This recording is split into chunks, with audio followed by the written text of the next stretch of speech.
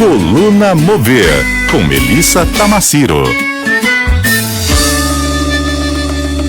A Mel aqui na bancada com a gente já para trazer aquelas conexões que só ela sabe fazer, inclusive dessa vez falando de patrimônio histórico, né, Mel? Não só daqui de Campo Grande, a nossa conversa começa lá na Europa. Lá, num lugarzinho que se chama Sambuca de Sicília. Sambuca pra gente parece uma coisa meio de samba, não é? Parece uma coisa de samba, uma coisa de boa, né? De vibração boa. Então, o que aconteceu, Dani? Eu trouxe uma coisinha que eu achei tão legal, faz tanto tempo que eu tô com isso, com a carta na manga. O prefeito dessa cidadezinha histórica, que é um vilarejo lá na Sicília, teve uma solução inusitada para acabar com a perrengue dos imóveis da cidade, tudo meio decadente, meio destruído, e também mais charmosos, né? Sempre tem aquele charme. Isso, o charme europeu, né? Básico, né, Dani?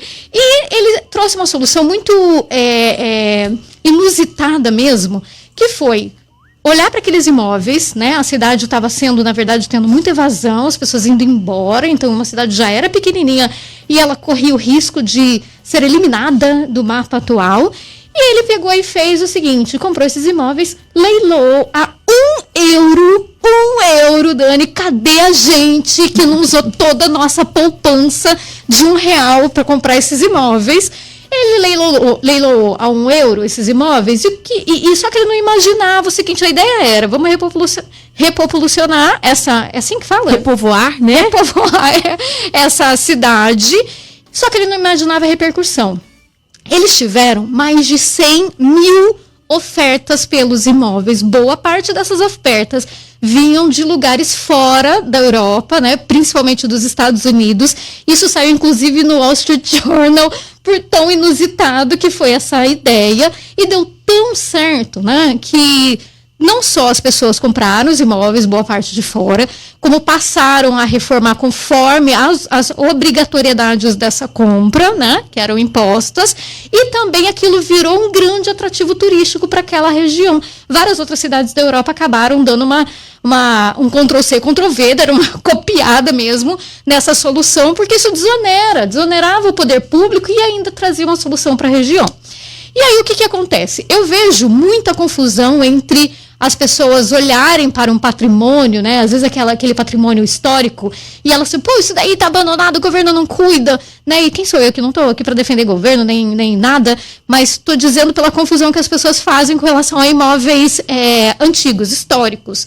Boa parte dos imóveis históricos não está na mão de um governo, boa parte está na mão de pessoas que detêm, e ao longo do tempo, né? Às vezes por questões de herança de família, então não vai dando conta de manter, porque são imóveis enormes, às brigas vezes, judiciais, né? Brigas judiciais, isso, né? Que é aquele negócio que fica anos aí, né? Por conta de testamento e tal, e aquilo vai se deteriorando, né? A gente vê isso em Campo Grande, vê em outros lugares, e isso impacta demais a nossa preservação da memória histórica da nossa cidade, né? É só a gente andar um pouquinho no centro da cidade e é fato, a gente pode ver isso. E aí existe imóvel velho, Dani, me fala, é velho ou é antigo? Eu diria antigo. Antigo, vamos ser mais respeitoso, né? Não existe imóvel velho, existe imóvel às vezes mal cuidado, mas todo imóvel tem uma super história, ele carrega uma alma de uma população, de uma comunidade, e é interessante saber que, por exemplo, não é porque ele está lá e que ele é antigo e que ele é lindo, tal, que ele é tombado, nem todo imóvel é tombado. Existem os imóveis que eles são tombados, isso é por força de lei, pode ser municipal, estadual ou federal, e aí isso obriga, sim, a União, o município ou o Estado de cuidar daquilo, e eu arrisco a dizer que é muito difícil você enxergar um poder público que tenha competência mesmo para fazer isso. Eu fico numa tristeza de falar, mas tem soluções, né, de parcerias aí com o privado, mas tem imóveis também que eles são só protegidos. Protegidos é que eles não são tombados, eles não são de obrigatoriedade do poder público, são de obrigatoriedade dos imóveis mesmo. Por exemplo, o nosso Colégio Dom Bosco. O Colégio Dom Bosco é um imóvel protegido, né? Tudo que ele for fazer ali, ele não pode, destruir a fachada, nem destruir a característica mesmo, arquitetura Art Deco, linda, né? Que tem ali do Dom Bosco, e eles são um grande exemplo para a nossa cidade pela preservação que eles fazem, mas aquilo não é obrigatoriedade do poder público, é de quem é dono daquele imóvel. E eu estou falando tudo isso porque essa semana foi um bafafá, uma polêmica, e com conselhos, com arquitetos, com várias pessoas, por conta da Lei 14.011 de 2020, que permite que a União, passa a permitir que a União venda de maneira virtual, faça os seus leilões de maneira virtual, e agora de uma maneira mais simplificada, que possa receber ofertas, não o governo somente abrir um leilão, né, fazer um estudo e abrir um leilão. Ele permite que eu ou você, meros mortais, possamos olhar para um imóvel que está lá mal cuidado, está lá jogado às traças, entendeu? E a gente possa fazer a avaliação daquele bem conforme ele está atualmente e propor online para que a gente possa adquirir aquele imóvel. Tem regra, não é oba-oba. Isso, na verdade, não tem a ver com se desfazer de um bem histórico ou, enfim, de áreas urbanas ou que seja, não é só de bem histórico, né? Tem vários tipos de imóveis. Isso significa dar uso da vida. Porque eu briguei muito e continuo brigando, né? A arquitetura é um dos itens da indústria criativa. Ela faz parte, apesar de ser uma coisa tocante, né? É uma massa, né? É uma palpável. Ela faz parte de um outro componente nada palpável, que é o nosso modo de vida. E que isso compõe a gente como comunidade, como amor por aquilo. Você tem amor por aquilo que você usa, por aquilo que faz parte da sua vida. Se aquilo ficar parado e isolado da sua vida, enfim, você perde o amor e o interesse por aquilo. Esses imóveis estão num site que se chama imóveis.economia.gov.br e tem uma lista vasta lá de coisas que a União já publicou. Tem imóveis que vão de 303 mil reais a 98 milhões de reais. Eu tô meio que nessa faixa, tá, Dani? Acho que você também, né? O nosso salário permite, né, essas compras assim milionárias.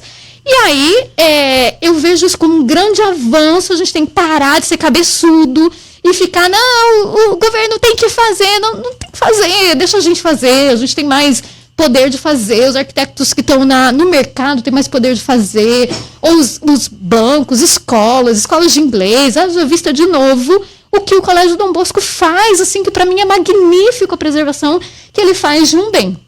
E aí, falando tudo isso, eu vou cair aqui num convite para as pessoas turistarem nesse período agora de aniversário de Campo Grande, pela arquitetura dessa cidade que eu sou apaixonada. Tem um monte de gente que às vezes eu quero socar ou, colocar a cabeça naquilo na mesa, assim, com muito amor. Mas por que essas pessoas dizem assim, Campo Grande não tem nada para fazer? Larga de ser louco, tem muita coisa para fazer.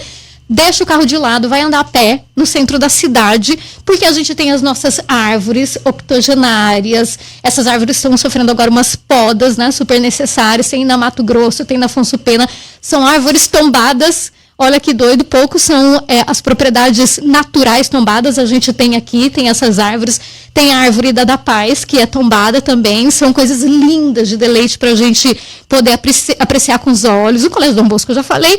A Praça Ari Coelho, que era um cemitério. Acho que nem todo mundo sabe disso, mas no começo da cidade ali era um cemitério. Tem o edifício Olinda, que é um edifício que foi o primeiro prédio dito como o prédio mais alto da modernidade da cidade, porque ele vinha com o primeiro elevador, foi o início da construção dele, se eu não me engano, foi de 1947, alguma coisa assim, fica ali bem, sabe, na esquina da Afonso Pena com a 14, aquele maior, né, lindo aquele prédio. Na frente daquele prédio, inclusive, tem um outro menorzinho, então uma coisa ali de celular, um comércio ali de celular, que aquilo foi construído pelos irmãos Calarge.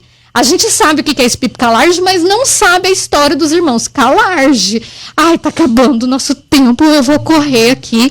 Ó, tem também algumas curiosidades. Tem um predinho ali perto da Coque Presentes, ou na Coque Presentes, eu não me lembro a numeração dele, acho que é 2554, que foi um prédio curiosíssimo que foi construído porque a gente teve um super ganhador da antiga loteria na cidade, que era uma coisa rara, a pessoa ganhar na loteria. A gente tem o prédio antigo do Hotel Presidência, a gente tem o edifício José Abrão, que é lindo esse edifício, caberia demais uma ação ali, alguma solução mesmo, às vezes, para se os proprietários não conseguem cuidar, não conseguem dar manutenção, para que isso venha para o poder público, mas para daí voltar para alguém que possa preservar aquilo, ou ficar o estímulo para que as pessoas possam olhar para esses bens como ativos interessantes. O Hotel Gaspar. O que é aquilo? Que dó da gente ver um bem daquele sendo vendido, e a gente entende que às vezes a família realmente não consegue seguir, né, com aquele plano, com aquela manutenção, mas aquilo é um ativo enorme, que poderia ser uma grande galeria de arte ali, preservando a arquitetura. Então é uma coisa saudosista, mas possível. Com essas leis novas, vai se tornando cada vez menos burocrático, e fica, assim, o meu apelo e o meu deleite mesmo, por isso tudo que a gente tem em Campo Grande, para que as pessoas olhem aquilo com carinho e olhem aquilo como turista mesmo, como se não morasse aqui. Porque quando você olha com um olhar de turista, você fala assim, nossa, eu não acredito que tem isso na minha cidade. Então é legal, né? Porque a gente aproveita mais. Eu deixo um beijo super arquitetônico nessa celebração de Campão por 122 anos. E fica aqui a minha coluna. Semana que vem eu volto de novo com mais novidades aí da indústria criativa. Nesse caso hoje ficamos muito na arquitetura, mas semana que vem a gente ainda vem mais com Campão mesmo, pelo aniversário da cidade. Valorizar a nossa cultura, a nossa arquitetura. Mel, obrigada, viu? Ótimo dia para você. Obrigada, Dani. Um beijo para os ouvintes, um beijo para toda a bancada aqui da CBN Campo Grande.